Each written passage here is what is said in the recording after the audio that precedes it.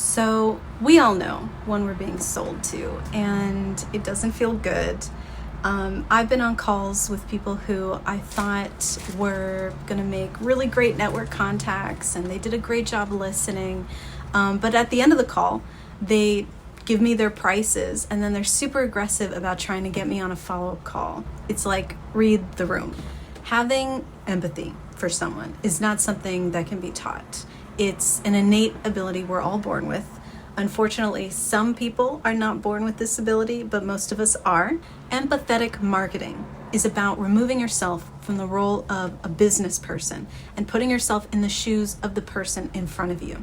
We do this so that we can really, truly understand how someone perceives our value from their own lens. How they feel about your business, how they feel about your value is dependent upon a bunch of different things. It could depend on how they're feeling in the moment, and it could also depend on all the different things that are happening in their life right now.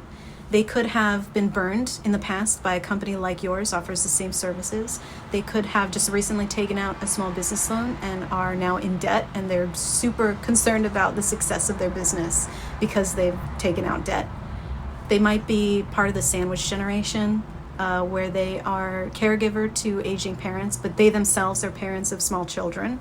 I'll give an example of how I employ empathetic marketing just based on conversations that come up a lot on initial calls with people. So someone will come up to me either at an event or through an initial consultation call, and they'll ask me how digital marketing can help them generate more leads for their brand new business. And more often than not, by leads, they really mean sales. Chances are the person that I'm speaking with is working a full-time job. They're more than likely parents.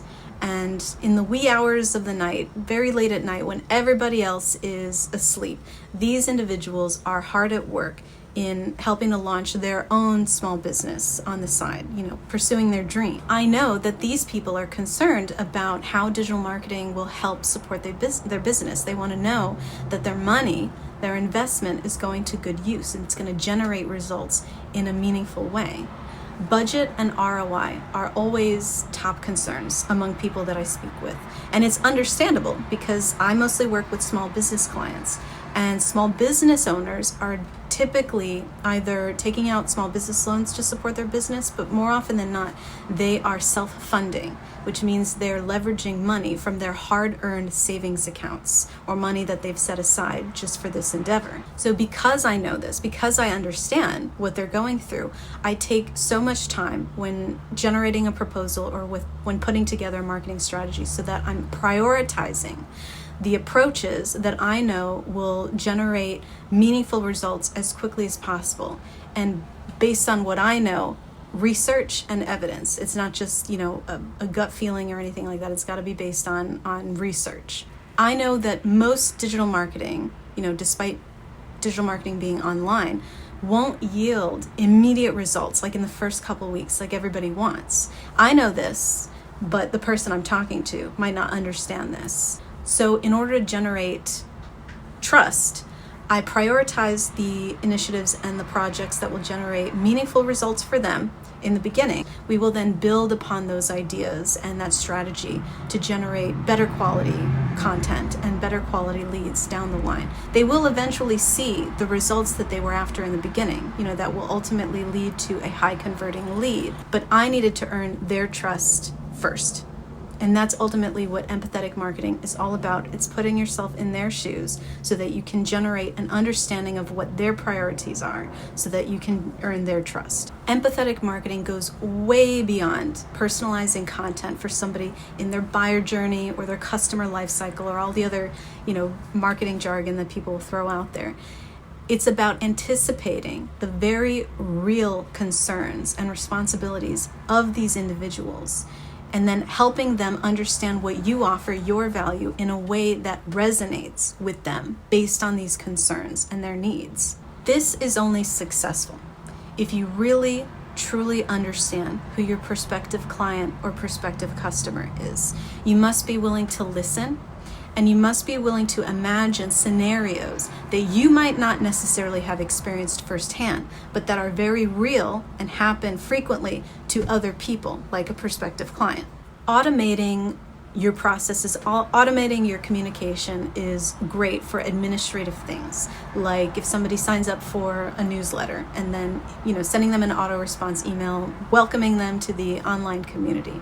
It's great for, automating invoices and sending out thank you emails to people who sign up for something. But in order to really, really get in front of people in a way that's meaningful, you must put yourself in their position.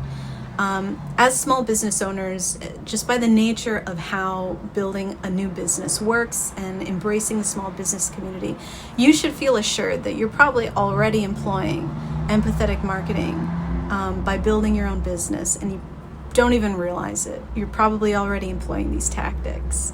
The next time you attend a networking event, try to listen to other conversations, not necessarily eavesdropping, but try to identify the best practices of other people, the people who are willing to share information with each other, people who are willing to put themselves in their listeners' shoes. These people are giving advice, they're giving personal anecdotes based on their own experiences, because, not necessarily because they believe that they can generate a sale or anything's necessarily going to happen, something tangible will come out of this, but because they see somebody in need of help and they're kind and they're offering their help and support and their own experience just because it's the human thing to do.